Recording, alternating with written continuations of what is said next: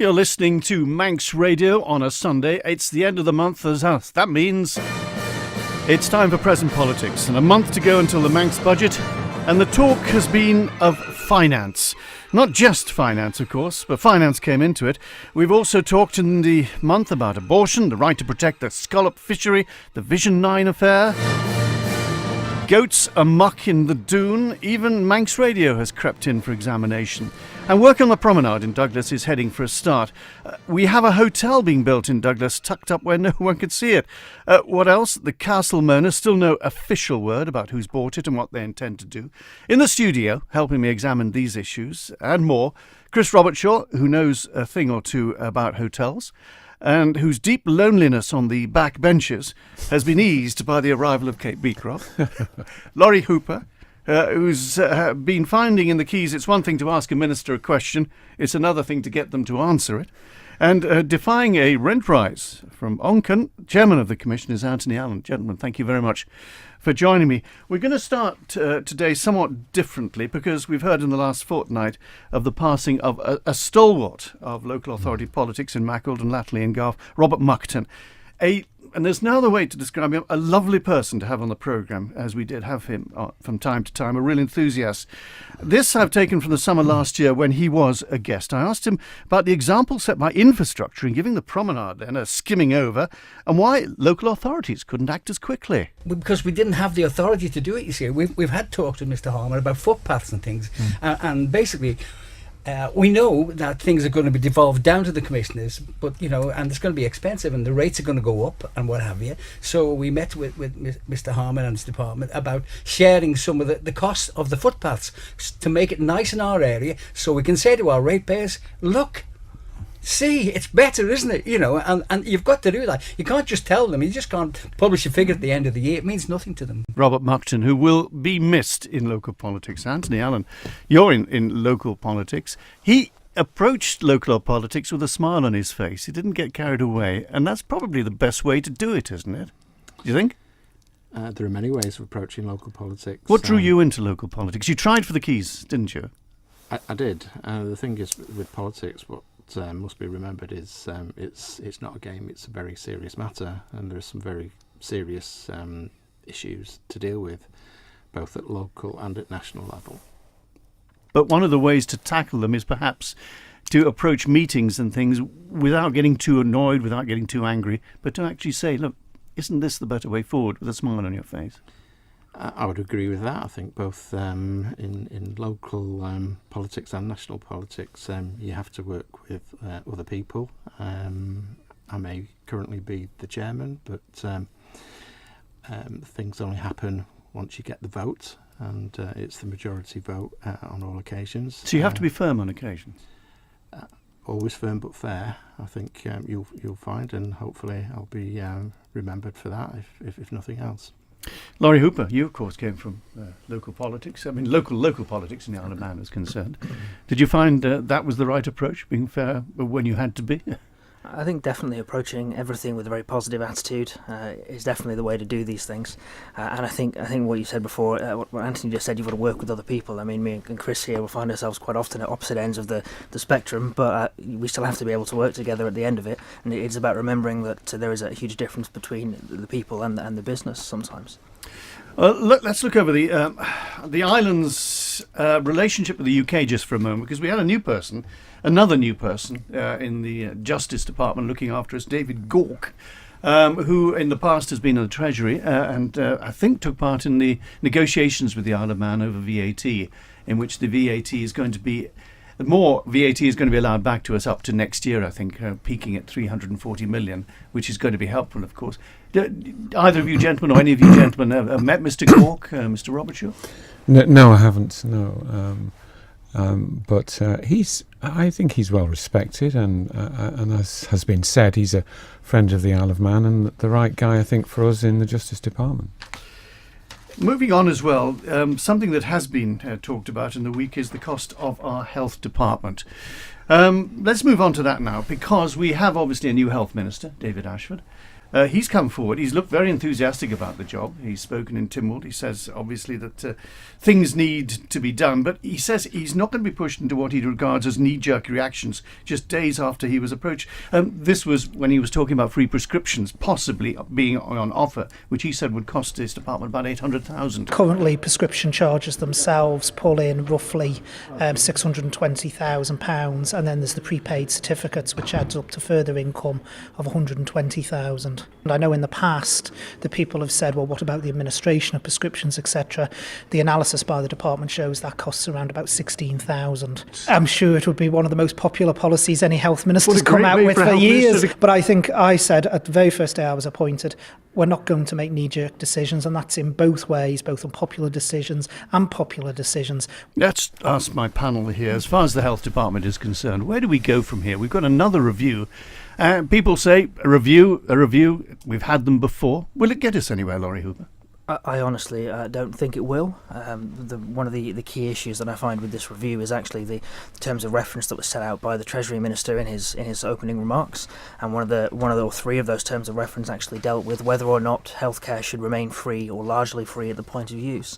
And to my mind, that's a principle that you should establish right at the outset and say, no, we like our NHS to be free at the point of use. I don't want to have to produce a credit card when I turn up for a hospital appointment.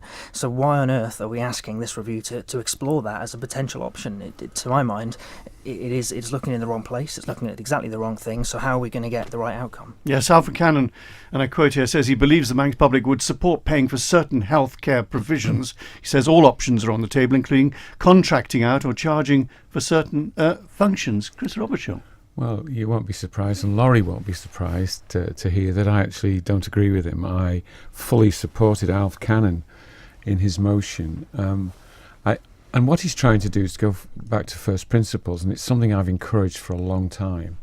And I'm delighted now that we're moving forward with it. And it's this. Instead of acting incrementally on small issues, which we've been doing thus far, and progressively upsetting the electorate, what Alf's trying to do here is to say, OK, there are big major trends occurring now in terms of our demography.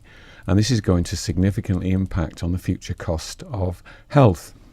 And using the comparison escalation costs in the UK and making them pro rata, Alf's assessment was that actually by a given date, I think it was 2023, etc., we should be somewhere in the region of spending £60 million more than we otherwise might expect to. Now that sharpens the mind, and it makes you realise the degree of challenge that we're facing. So let's stop paddling around in the shallows here. That's if we just continue doing what we're doing at the moment, the way we're doing it. Yes, and the demography changes in the way we expect it to. So there's some really, really serious issues to face here. And I congratulate him for trying to do it. So, yeah, issues about prescription charges and incidental issues as we go along, of course, are important. But the big issue is what on earth are we going to do to make sure that we protect our health service and make it better for the future? It's not going to be achieved just on the say-so of the next minister. I mean, we've seen health ministers change, almost as fast as we change our socks. I think we had 4 in the Tynwald chamber, either present or past. Precisely. And the idea that, incidentally, the idea of sacking a minister and somehow everything's better and the next one's going to get it right is frankly nonsense. What we have to do is make sure that the review is in 2 parts. The first part is, where are the costs going to go on current projections? And they'll be pretty scary. Given that that's the case, what have we got to do to protect our health service and, if necessary, start incurring costs on the periphery? I believe that when we really face the music, it'll sharpen minds and it'll be a bit of a bucket of cold water. Should people start thinking about, if they're young and just going into jobs, about providing their own health provision or putting money aside to provide themselves? Could we be drawn into that position? Well, I hope not. Because way before that is the issue of where young people are going to be in terms of their future pensions. But let's deal with where we think the cost of health is going to go and how we're going to resolve it, and have a very grown-up discussion on the Isle of Man and try to build a set of policies around it. We're not really sure where we're going. the things we have to do is establish what we think the additional costs are going to be, what sort of structure out of that understanding is going to develop the right policies, and then make sure we have the right people in place to deliver them. We're not there. We've been playing with it for a long time, and it's got to stop. Interestingly, in the report that was chaired by Juan Watterson, of course, they said we don't know what the size of the problem is because we don't quite know what the services that are supposed to be provided for. Well, that's the point. That would seem the basic mark you set off from. But that's where we haven't been going. We've been trying to deal with it on an incremental basis as how somehow an idea that somebody has along the way will solve the problem. No, it won't.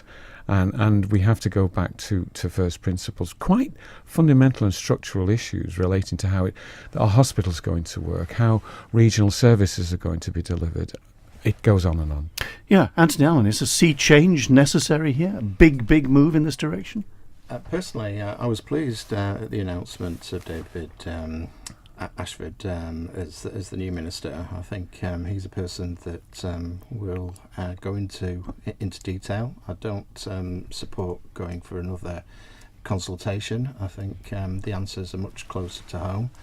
I'm hoping that he will galvanise support from within his department, where I think there's a lot of knowledge and experience, and that there is.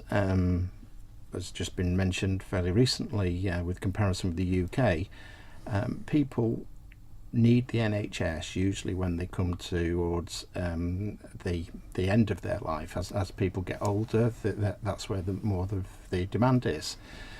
I think that we shouldn't think that this is a fast-moving train that's not going to come up, and what we really should be doing is being proactive, forward planning. By proactive, do you mean personally? Do you think keep ourselves fitter? That would help. At the end of you would be fitter later on in your life if you were actually fitter through your life, would you not? I remember attending a roadshow that the Chief Minister and Mr Couch did. It's Malcolm Couch, Chief Executive. Yes, at the I think it was at the Isle of Man College, and that was really their advice. Make sure that you take charge of your own health and keep yourself fit, because you don't want to end up in hospital.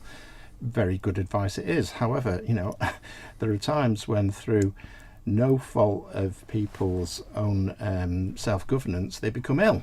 People, I think, appreciate that. There are some circumstances where you're drawn into illness and you can do nothing about it. It's the people, basically, who don't look after themselves, and then perhaps they expect the government to sort them out when they haven't. Can I just come back on a point that's made there? Because I seriously don't agree with the idea that somehow all the competencies we need are sitting to solve the problems, are sitting within inside the department. You only have to listen to or read Malcolm Couch's own words, where he says we're trying to do two things at the same time. We're trying to, as it were, in a fire brigade sense, deal with improved internal efficiencies, getting the service delivery better here and now, but at the same time we're also supposed to be dealing with the high strategic issues, and it's too much, and Malcolm Couch himself has asked for external support, and it's not a consultation, it's an analytical review. So it isn't one of those routine things, let's go out and find what people think. It should be, and I'm sure, I believe Alf Cannon will achieve this, and it'll be no easy task. It's getting the right team together for him is part of the issue. Lawrie Hooper, do you want to add to this? One of the comments there that it's not a consultation is a good one, actually, because Chris has already outlined that what we need to be doing is establishing what the healthcare system costs, what it's going to cost, but really, firstly, we need to decide what kind of healthcare system that we want as an island, and the first point of call of that, to my mind at least, is asking people, well, actually, what kind of healthcare system do you want? Do we want generally as a nation? And to just turn around and say, well, actually, no, we think that people would be happy to pay for services. All right then, Alf, ask them. Let's ask people, would they be happy to pay for their But services? that's And if the answer is no, then we have to find another way of funding them, which may be through, I don't know, tax or national insurance changes. There are other ways of funding it, rather than saying, well, let's means test people. And I think if we don't have all these options on the table, if we focus the review in one area, which to my mind is what I feel it's doing, we could lose sight of the bigger picture, and we could end up with a health service that isn't the best that we could have. We could end up with simply a health service that's where the politicians want to go with it. Yeah, Chris Robertshaw. I don't get that concept. You've first of all got to understand, we've all got to find out what future costs are going to look like. Then simply to say we want it all free is I don't think anyone's saying that, Chris. is prejudging how we're going to structure in the future. And here I actually agree with Lawrie that there are a variety of different ways. When we know what the costs are going to be, and at that stage you then engage with everybody and say, okay, what do we really want from our health service, and what are we willing then, in the light of the cost of these things, be willing to, as it were, expend, perhaps on a means-tested basis. Take my circumstances, John, just for a second. I'm past retirement age. I'm still earning significant sums of money, and yet I don't pay NI insurance for health. And I'm probably now moving into a situation in my life where I'm more likely to demand those services. And that can't be right, because I can't expect that burden to fall on younger people. Can I just read this in from Pat? I paid into the NI fund for over 50 years, so why should I have to pay for healthcare now? How is it okay for Tynwald members to have private healthcare paid for by taxpayers on top of their golden pensions? Start at the top if you want to pay for health. Well, there's a certain similarity between the comments I've made there, except that I think there's more and more people now beyond retirement age working, and I don't believe we should continue to pay for our pension, having paid for it in the way that the lady suggests that we have over a number of years. But why not continue to pay in the future on an employee basis for the health component? We're going to take a break, but first, this comes in from Roger. Could we please have, to quote Chris Robertshaw, a grown-up discussion about how we fund essential services, i.e. tax, both income tax and more especially corporation tax? And for some reason, corporation tax is written in capital letters. We'll be back after this. You're listening to Present Politics, and in the studio I have with me the Ramsey member Lawrie Hooper, Chris Robertshaw, East Douglas, and Anthony Allen, who's chairman of the Onchan Commissioners, joining me. We were talking about finance, in particular, of the health service. We did mention Alfred Cannon, the Treasury Minister, who has his budget in a month's time, of course. We are looking with interest, of course, what he said a year ago and saying, how does this reflect what's happened in the meantime? But let's just hear what he's been talking about as far as the Health Department is concerned. He appeared before a Public Accounts Committee. Now, if you don't know, this happens from time to time. The Public Accounts Committee see various departments and say, how are you spending what you've been given? Are you doing the right things, etc.? Explain this, explain that. When he was talking in front of them, Mr. Cannon said that the Health Department had, quote, worked incredibly hard to make savings. Frankly, when you assess these situations, and bear in mind, we met reasonably regularly to discuss the situation, you come to the conclusion that actually the department needs assistance and help with identifying and working on its future strategy, and that the department is spending a lot of time firefighting. That's Mr. Cannon before the Public Accounts Committee. So obviously Mr. Cannon feels that he's inside the department and that he appreciates the problems they have, and he knows what they're actually facing, I suppose, which is useful. I think the issue we've got, though, is that as externally to that, we're relying on one government department telling us that what another government department is doing is all okay, and actually I don't know we can rely on that. They're not independent, they're all essentially on the same side. I think there's little doubt the department has been trying to save money. I think they have had that. You're right, there's no doubt there, but to my mind, if you're going to go in front of a Public Accounts Committee, the thing we're missing is that independent assessment. So actually, why don't we have, for example, in the UK, the Public Accounts Committee are supported by the National Audit Office, who would have gone into the throw health open department. Everything. They would have gone into the health department and they would have done their own assessment of, well, actually, how hard are they trying to save money, and are they trying the right approach? And then we'd actually have some independent figures rather than just having the Treasury Minister's word, which is essentially what we're relying on here. We'd actually have a proper independent assessment of what's going on, which is exactly what Chris was talking about earlier, identifying what does it cost to provide the health service and where can we make the savings we need to make. John, if I can come in on that as well. Frankly, the way the Treasury historically, and continuing for years and years now, has had to interact with the health service in terms of it trying to control its budget is frankly ludicrous.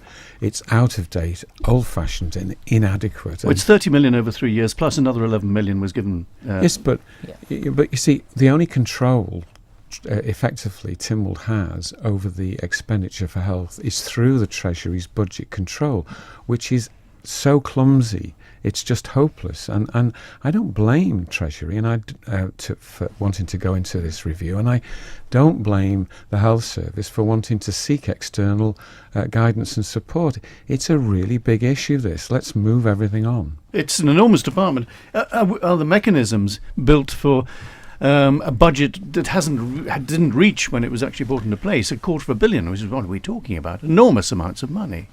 Well, I mean, are they out of date, these mechanisms? Yes, I don't want to be boring and point back to the fact that I've consistently said for a number of years now, you just can't go on like this. You can't go on pretending in your forecast that there isn't a problem in terms of health service expenditure, when of course there is.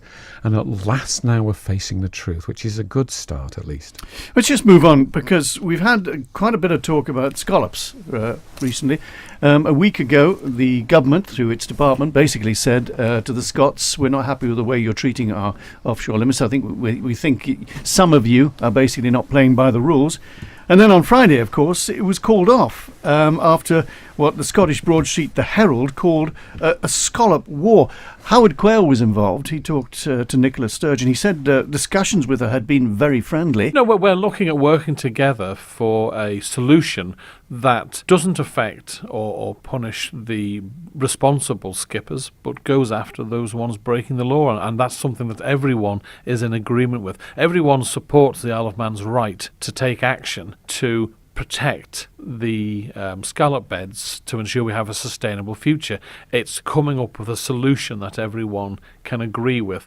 The chief executive of the Manx Fish Producers Association is David Beard, and he says if this issue isn't resolved, that is, looking after our scallop stocks, the future of the industry is at stake. We've got to stop it. It's not just, it's seen as protectionism for the Isle of Man, and I can understand why UK people might see that in that way, but the fact is it's down to protecting the stock. We have a scallop management board which consists of Manx people from Wales, Northern Ireland and Scotland. Our remit isn't to look after the countries that we work in or represent. Our remit is to look after the scallop stock. That's the key thing, because if we don't look after these scallop stocks, they will carry on declining. So if you haven't been following this, the department, after saying that it required people to come in and check, the requirement has now been lifted from tomorrow, Monday, and instead the department will suspend licences of vessels where there are reasonable grounds to suspect owners and skippers are cheating by under-declaring their catch.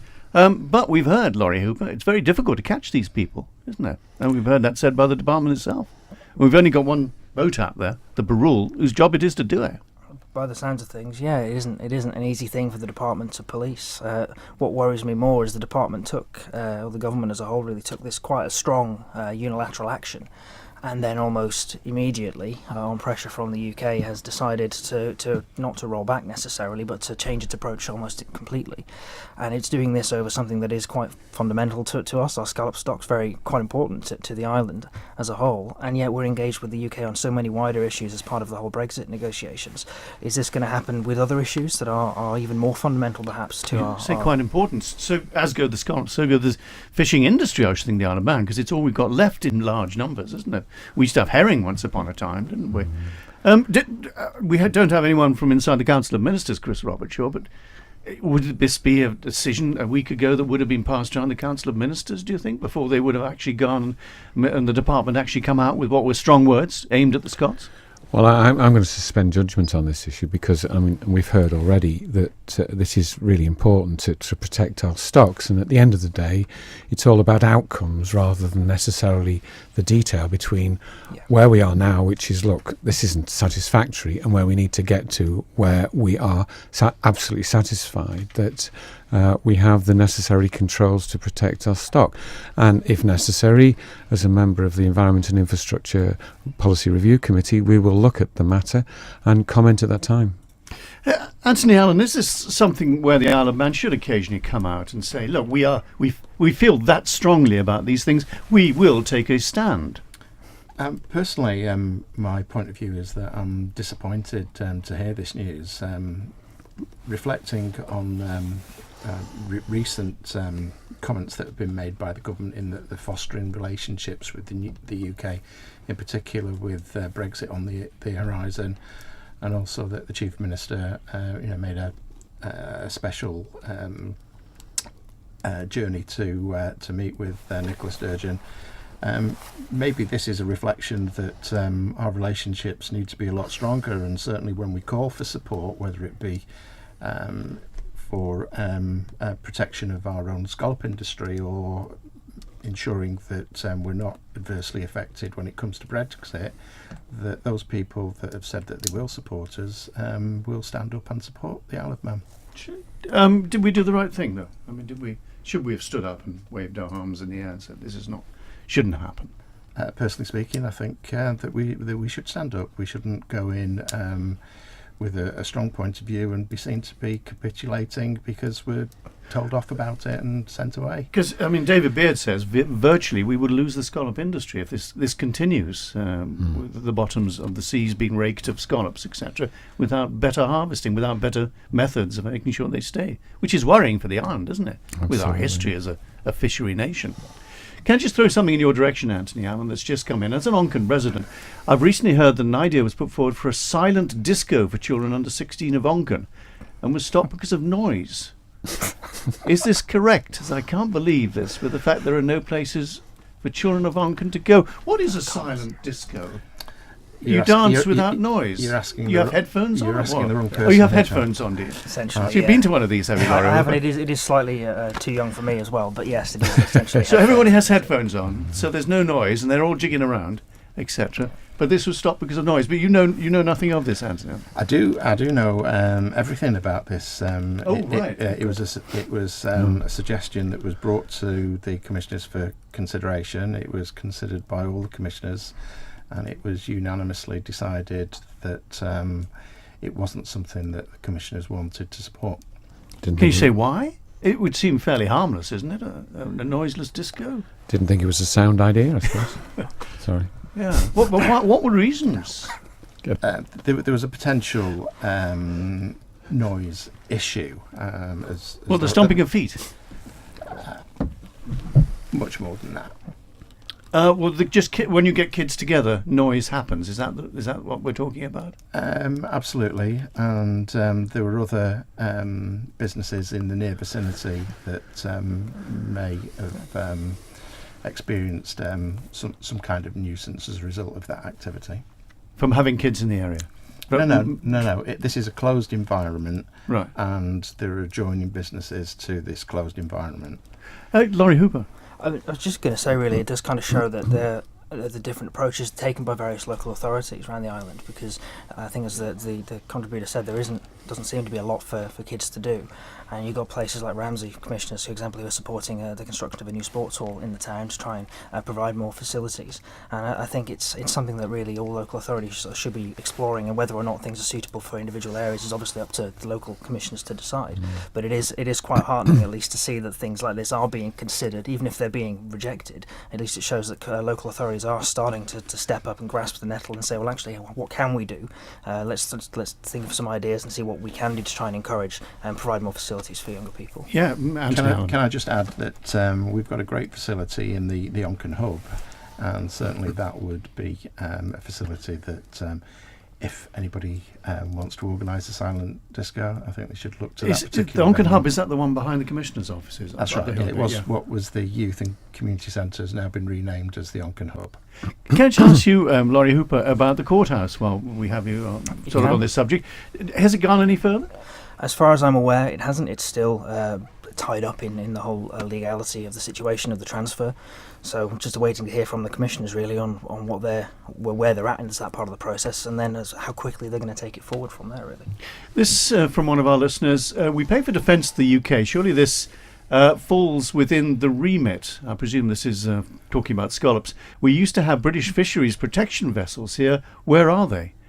I don't know. Do we have fishery protection vessels? Does anyone know? Do we have them coming in at all? I don't think we do we? What, from the UK? From the UK, I no. doubt it. Within our 12 miles? No, I don't. Within our 12 miles. No, I think we look after ourselves, the answer for that. The Barul is what we rely on.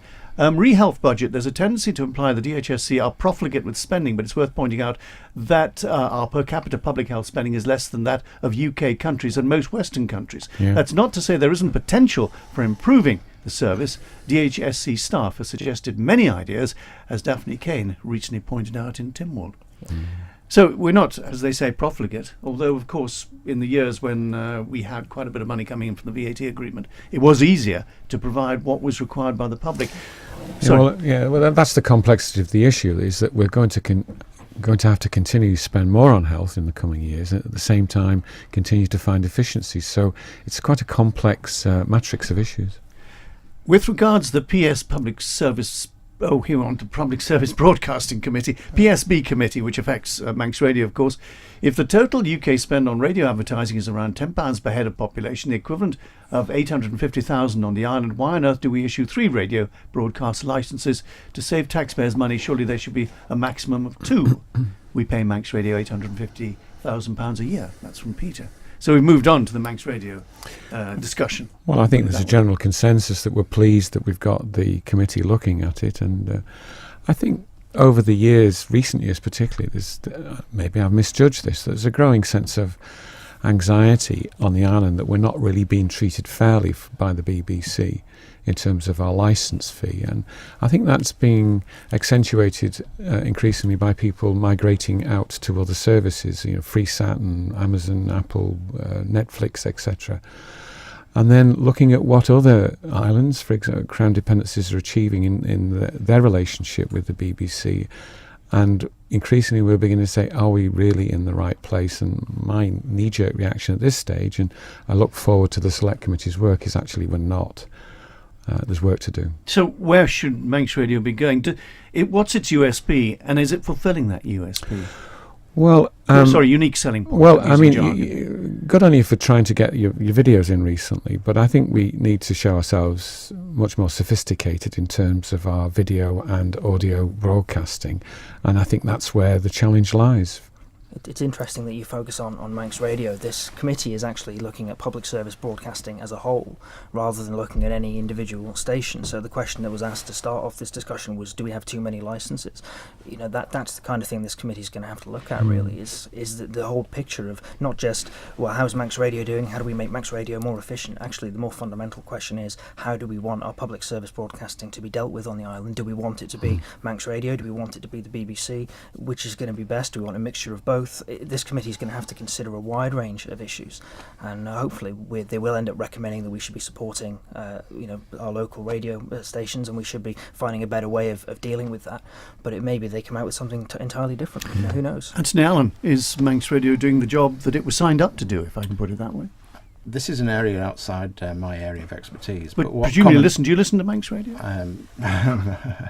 I'll take that as a no. Very much so. Oh, you do? Thanks. Thank you. I do try to. I do try to fluctuate between Manx Radio and the other radio stations as well. I'm not an exclusive Manx Radio listener, but I would say the majority of my listening is at the moment through Manx Radio. But what comment I will make is that I think it's important that any public money is scrutinised, and whether or not this public money for Manx Radio continues at the level that it is, let's wait for the report, and let's see whether or not they need more money to develop in different ways, whether or not they need less money. But all important is that there is a scrutiny of public money. There was a report, obviously, about 2013 August. It came out, John Wyer's report. You wonder, I mean, he was the expert in the field of looking at local radio. He looked at BBC's local radio. You wonder how much more can be gleaned that was gleaned then. Well, a lot's happened in 6 years, certainly in terms of technology and the way that the market's developed, and the way that people interact with news and music. So I think to rely on a report from 2013 is just not good enough. Just go back to fishing for a moment. Why don't I'm not trying to avoid the subject because we're on a dangerous position, but no, let's go back to fisheries. Why don't the Fisheries Department employ secret shoppers to operate in Scottish ports to check boats and what they land? The threat of this would put skippers off from cheating the system. It'd be a bit difficult to organise, wouldn't it? Yes. I suppose. Yes. Agreed on that. So let's take a break. Manx Radio.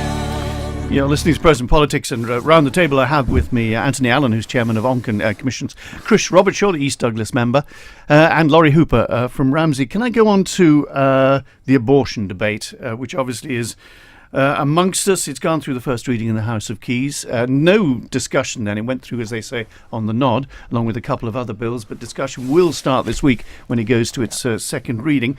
At lunchtime on Tuesday, the members were invited to a gathering, which I believe was organised by you, Mr. Robertshaw, was it? Yes, it was. To look at the fact that you feel it should go to a select committee before going any further? Yes, I do. I want to just say a few words here about this whole debate so far, because it's been highly charged in the public arena, and members now are in the, I suppose, invidious position of having to face up to this very, very difficult subject. So first of all, I'd like to say congratulations to Alex Allinson for actually dealing with this, because we're dealing with it perhaps a lot later than we should have been. Our laws are behind where they need to be. So that's the first point. The second point is that the intention behind a select committee is not in any shape or form designed to inhibit or stop the abortion bill. It's simply to give members the opportunity to analyse some of those areas where there are real concerns. But let's be clear about one thing. There was a comment in the last few days on Isle of Man Today saying, battle commences almost. Not at all. There aren't two sides on this debate at all. That's been the difficulty, that somehow you are pro-choice on one hand, and on the other hand you are pro-life. Actually, we as members of Tynwald have got to deal with a very, very difficult subject and try to arrive at a bill which enjoys the support of the House of Keys and ultimately Tynwald through Legco and the people of the Isle of Man. And we've got to bring people together.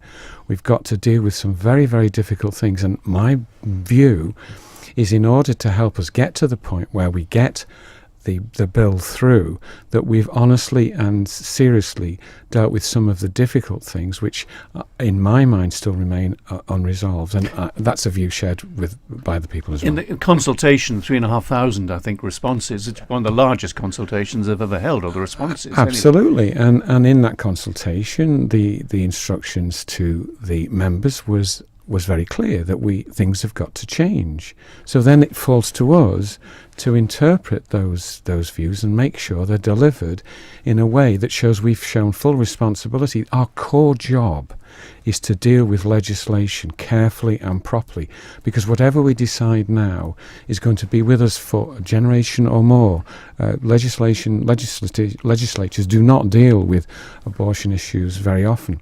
And the whole matter of abortion law remains a concern right across many, many jurisdictions, and we've got an opportunity here to show the way forward, to try and get it right, and it will not be an easy task. 1967 in the UK, they brought in the initial act. I think David Steele was the man who put it through. 1995, we put through our version of the abortion regulations in the Isle of Man, but obviously what's been talked about now, it takes it on a lot further. Lawrie Hooper, you were nodding your head then when Chris Robertshaw, you in agreement? Well, did you go to this meeting, by the way? No, I went to the presentation the same people provided a little while back, and from the message that I was getting back from members that did attend, there wasn't really any new information being presented this time round. Obviously, I wasn't there myself, so I don't know how accurate that was. But no, I don't actually agree with Chris at all that this needs to go to a select committee. I mean, Alex originally published the first draft of the bill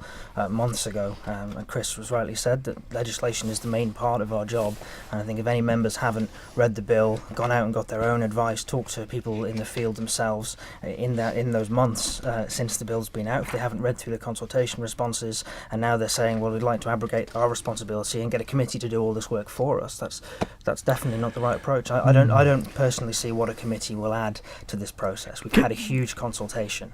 They've had plenty of time for members to go through this bill clause by clause, to go through and actually analyse it themselves, decide where do they stand, where do we stand on this issue, and then come to a conclusion. Anthony Allen, have you been following this debate?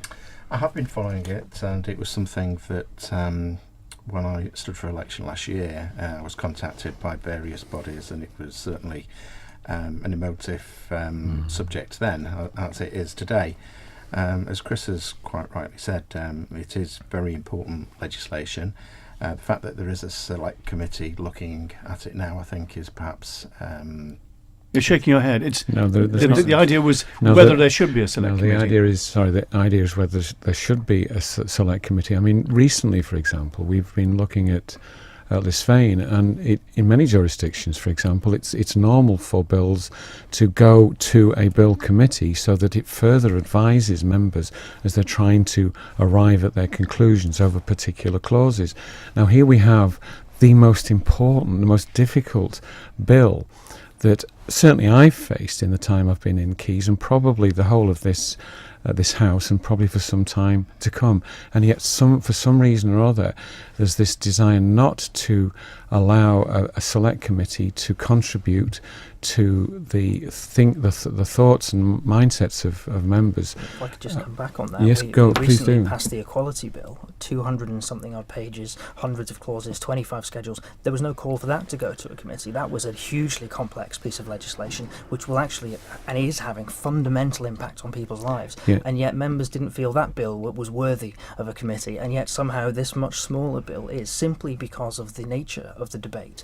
And actually, there's one area that I think Chris will agree with me on, is that this abortion bill is dealing with only one aspect of the wider picture, and there are a lot of wider issues that we should be looking at. For instance, do we have adequate sex education on the island? Do we have adequate provision of contraception? Do we have adequate medical care, adequate counselling for people? Do we have an adequate adoption and fostering can service? I just put a point you I put to, I think, when I interviewed you last week, on a select committee, though, it is such a big issue, such a strong issue, people feel so strongly. How can you get a select committee, basically, who can actually look at it and say, I'm going to put all my previous ideas to one side and look at it totally objectively? You can't do that. It would be important that the select committee had a wide range of views within that committee. And Laurie's not correct in saying that a select committee that results in a situation where the generality of members abrogate their responsibility. Not at all. I mean, there's 5 elements to this. There's legal, medical, moral, ethical, and emotional, and the interrelationships of those things are very, very complex. And Laurie just mentions the issue of equality bill. Well, actually, there's a backdraft from the Equality Bill in terms of how we're going to deal within the abortion law regarding late abortions of disability, preborn children with disabilities. And I think seriously we need to look at that, not just simply as individual members take a view or take personal advice, but look in depth at some of these things. And there's 5 or 6 areas that come to mind for me. I just want to let Anthony Allen have a word, because he's obviously been wanting to. Sorry. Sure. In terms of the select committee, for me, public perception and public opinion should not be ignored.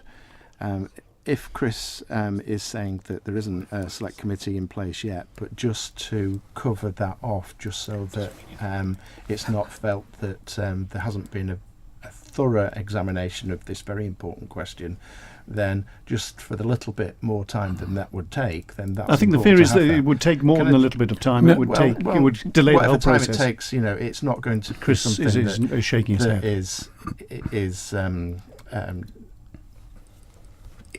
Is there so that it's a delaying tactic. It's something there that's just to make. You sure say it's necessary.